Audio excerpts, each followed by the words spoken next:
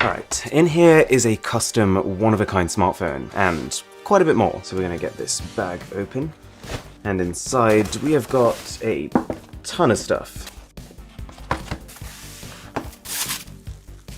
So first up, we're going to start with the little package, and we've got kind of looks like a moon, which is going to seem really random right now, but it'll make a lot of sense in a minute, and a power cable, as well as a couple of wooden pieces for a stand.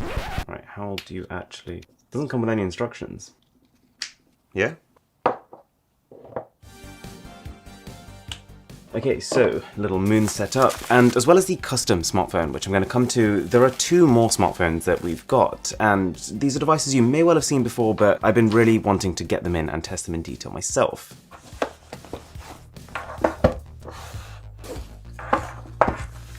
First up, the Galaxy A70, labelled by many as Samsung's best mid-range smartphone. With that said, if we open the box up, right on top you got the smartphone itself. You get a fast 25-watt charger, the same as the Galaxy Note 10, you get a USB-C cable, and some kind of mid-tier earphones.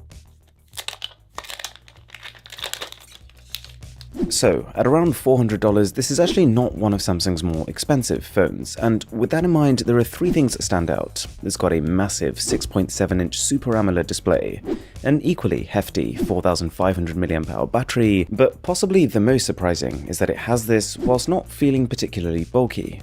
The camera is also pretty impressive for the price. It's got a very familiar Samsung feel. The other device here is the Galaxy A90 5G, more recent and a little harder to classify. It falls into unusual territory. It's priced almost twice as high at £669 or around $800, and for that, inside the box you get the same 25-watt fast charger, pretty much the same box contents overall, and the smartphone itself is kind of similar.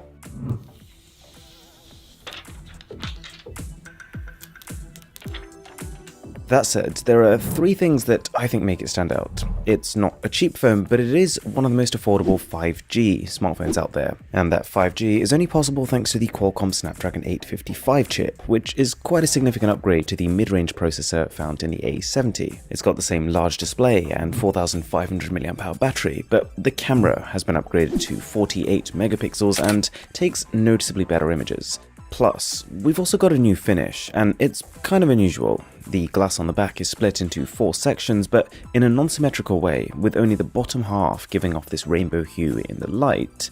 I actually don't hate it. Now, 2 packages to go, and in order for this smartphone to make sense, we've got to take a look at what's inside here. So, Space Selfie.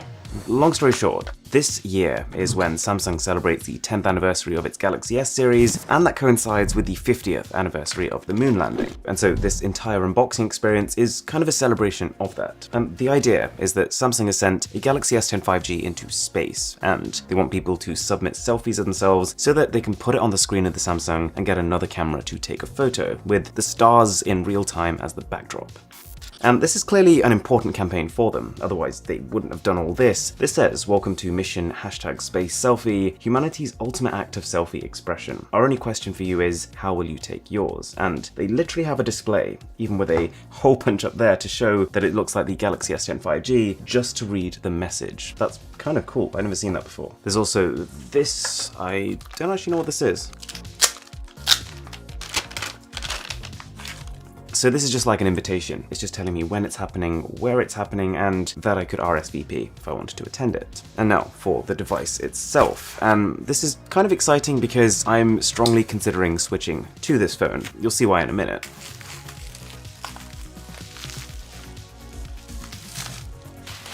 Whoa, okay, so custom packaging this time. It says Space Selfie on the front, and it's just got the Samsung logo below that. And if we take off the sleeve, this is a standard Galaxy S10 5G box, but as far as I'm told, it is something special. If it's not, I apologize in advance.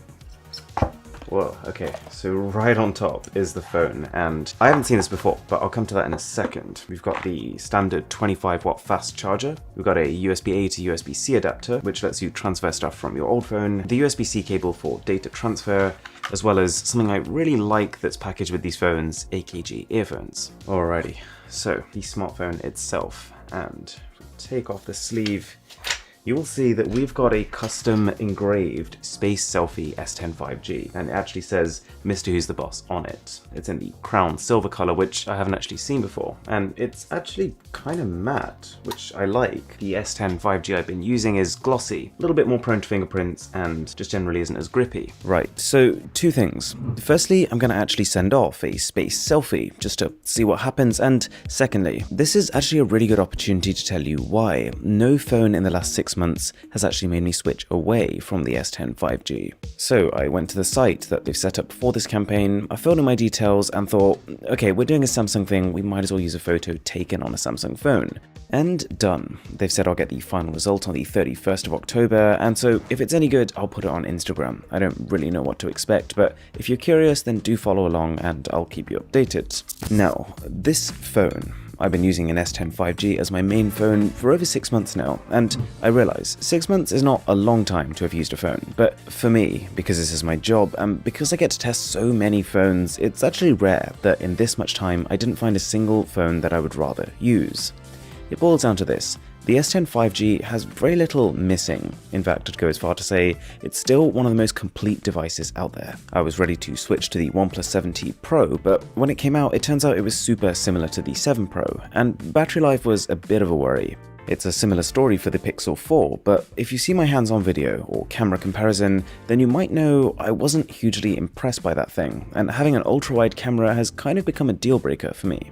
The Galaxy Note 10 Plus was the obvious replacement phone, and I was expecting to jump ship when that thing came out, but for a number of reasons, I've made a separate video about this. After using the Note, I changed my mind. And actually, the closest I came this year was to the iPhone 11 Pro Max. I think the camera and the battery on that phone were a surprise to a lot of people. It's super reliable, and to me, that's the most important thing. My only real reservation was iOS. I love the software, but I'm the kind of person who wants to sit there and tweak and modify and customize my phone, and iOS is just not the best place for that.